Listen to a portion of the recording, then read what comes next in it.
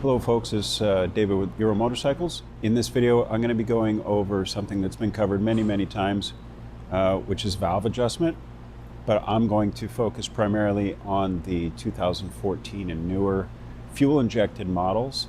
We're not going to go into the carbureted bikes from 650 era or the early 750 era, other than an honorable mention when it comes to some of the parts that are still available, like gaskets. We'll talk about some hard parts real quick and replacement parts, and then we'll get into adjusting our 2021 model that we have here. So what you see represented on the table here is the 3 generations of overhead valve. Just for identification purposes only, you have the 650, which was the oval valve cover. If you're ever looking at the motors in a picture or something, it's pretty easy to identify them by the valve covers. You got the 750. This was all the way from the carbureted 750 models through the beginning of the first generation of fuel injection. And then more recently, with the second generation EFI, you've got the new 4-bolt valve cover, completely redesigned. This came about with the advancements that we made in the heads and valve train and things like that. So starting with the 650 valve cover, it's actually my favorite looking valve cover, very retro looking. Of all the Urals, I thought this was the most attractive. But as time went on, that was replaced, and it was retained with a washer, and same with the 750, a single nut. Now, this nut is actually a 12 millimeter, but sometimes, depending on the tools that you have, you can't always fit a 12 millimeter socket on it because of the manufacturing of these varied throughout the years. So oftentimes it was best to use a wrench. I've seen people trying to put a 13 millimeter on it. They end up stripping the outside of it, and then it makes it a little difficult to get off. So these were always 12 millimeter throughout the years. The 650 was actually a fine thread, and then the 750, at some point, it was fine thread at the beginning, and then at some point it switched over to a regular 1.25 thread, coarse thread. But the records back then, I don't have a good date of when that change was made. So as far as 650s go, we still do carry a graphite Kevlar composite valve cover gasket that we source here in the United States. We keep those in stock just for the folks with the 650s that still have those around. Yeah, we still keep some of the maintenance parts like oil filters and valve cover gaskets. Now the 750 valve cover that you see here, this had a couple different configurations of it. This was the most common with the line going through it, and then, like I said, the single 12 millimeter retaining nut that held it on, and there would have been a washer under there too. There was a slightly different version for the retro, which a lot of people liked, but for the most part, that bow tie shape was the outer bow tie shape, or dog bone shape. That's how you would identify the early 750s. Now, the original stud, which, like I said, at the very beginning, they were fine thread, and then at some point they went to coarse thread, and I really don't know when. Those ended up being replaced later on in the early EFI days with a new stud. It has this little part on the bottom that actually seats the stud so you know when to stop. And they also had a new nut manufactured that incorporated the washer, so you wouldn't have a tendency to lose it, and it dispersed the load a little bit better when it was locking down the valve cover and gave a little bit more even sealing on the gasket. Now, early on though, when we made the switch to this, a lot of people were asking about the large hole in the center. Well, that was to accommodate that. Locating the gasket and having it stay in place has nothing to do with this. In fact, you could even cut this out and it would still seal, because this had nothing to do with the actual gasket. The only thing it did, if this looks different than the gaskets you're used to on your 750, is that was just for that purpose only. So we still carry a graphite gasket for the 750s, as well as a newer production cork.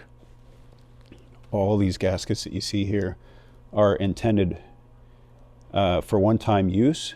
There are other ones out there on the aftermarket. I'm not going to plug any of those. These are what we use now, and they are intended to be replaced with every valve adjustment, or every time you go inside and open up the valve covers. And lastly, we have the current generation of valve cover, which again, it goes a little retro back to the old 650, but also more modern design by today's standards. I think it's a pretty attractive valve cover. I was pretty happy to see the drawing when this came out, before it was actually made. Now, this one having the 4 bolts that keep it on the new heads, you do have 2 different size bolts. You have 2 of these short ones that go on the bottom, here and here, and then you have 2 of the longer ones that go on the top, here and here.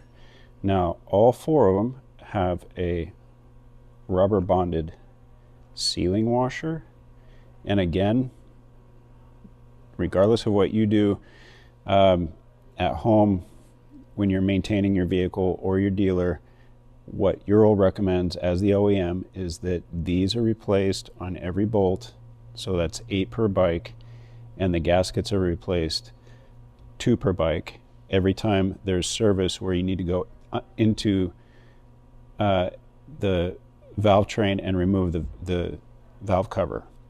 So that's what URAL recommends. And then currently we are using as far as OEM replacement parts for service, we offer a quart gasket.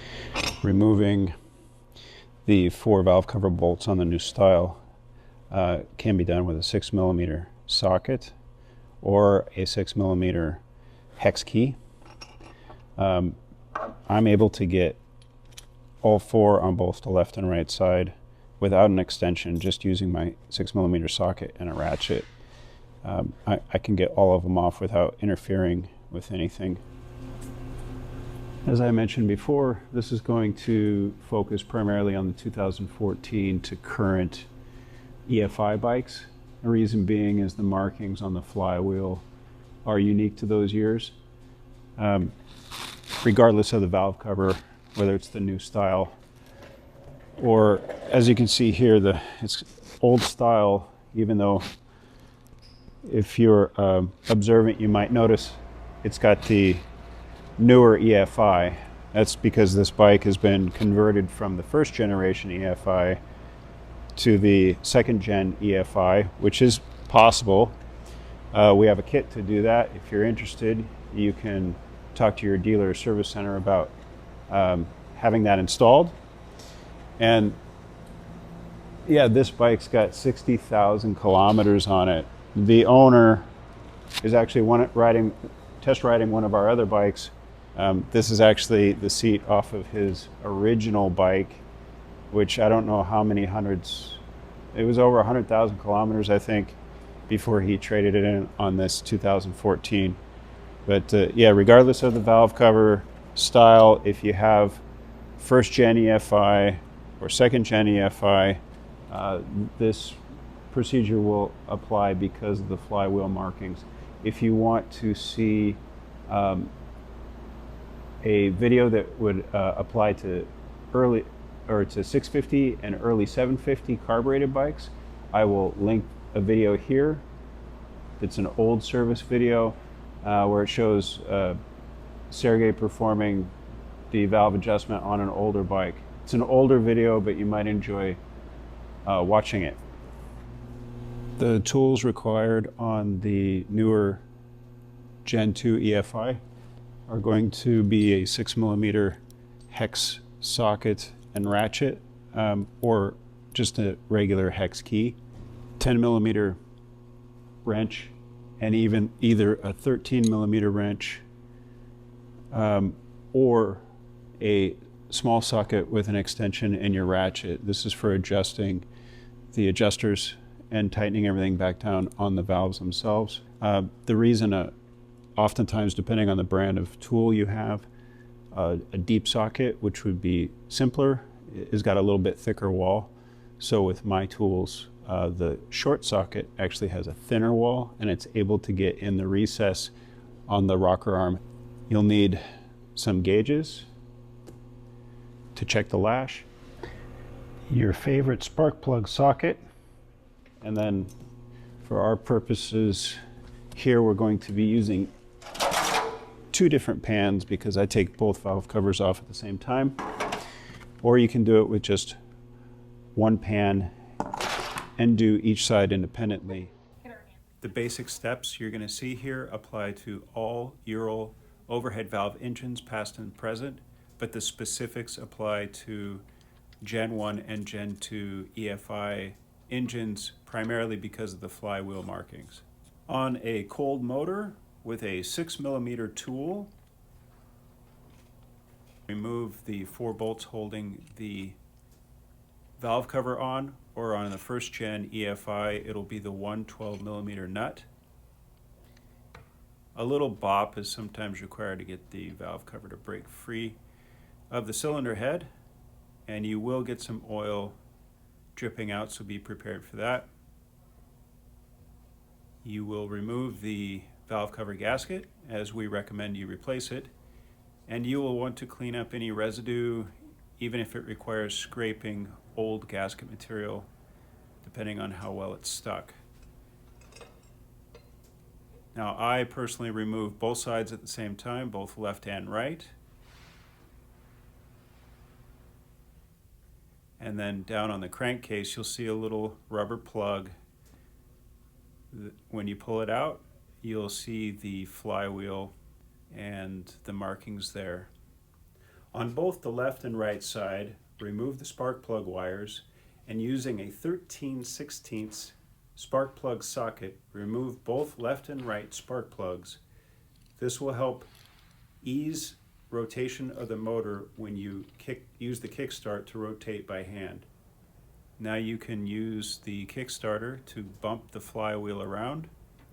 Your goal is to line up the arrow or dot or multiple dots that will be on the flywheel with the line on the case. The marks you're looking for will usually follow the large machined portion of the flywheel, either an arrow, a dot, or 2 dots depending on the date of manufacture. So look closely because it can be one of several icons. By removing both valve covers simultaneously, I'm able to line the mark up one time, and then by feeling for which push rods spin and which don't, I can determine which side to start on.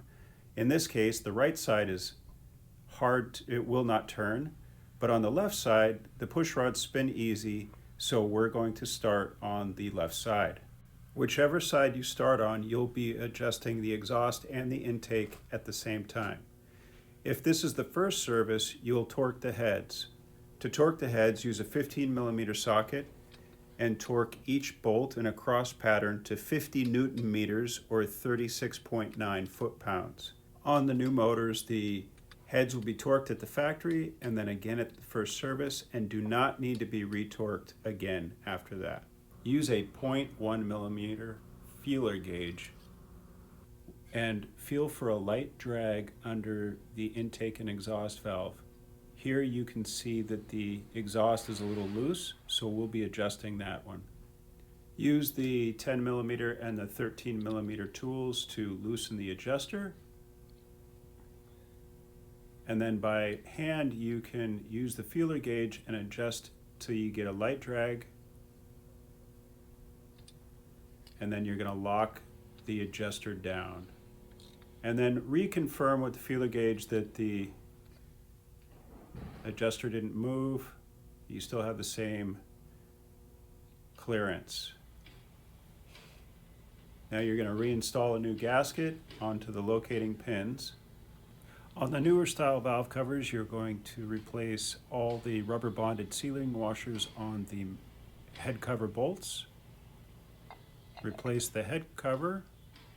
Install the bolts, short ones down below, tall ones up top. Run them down snug. And then this style, you're going to torque each bolt to 12 Newton meters, which is about 8.8 foot-pounds. On the older style with a single 12 millimeter nut, it's a similar process, but you're going to torque to 24 Newton meters, which is 17.7 foot-pounds.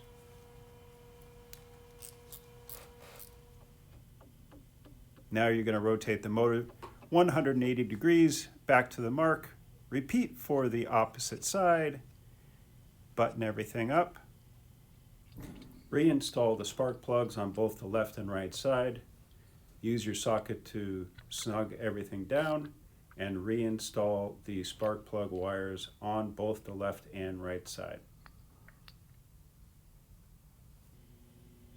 Replace the rubber plug in the crankcase, and you're done.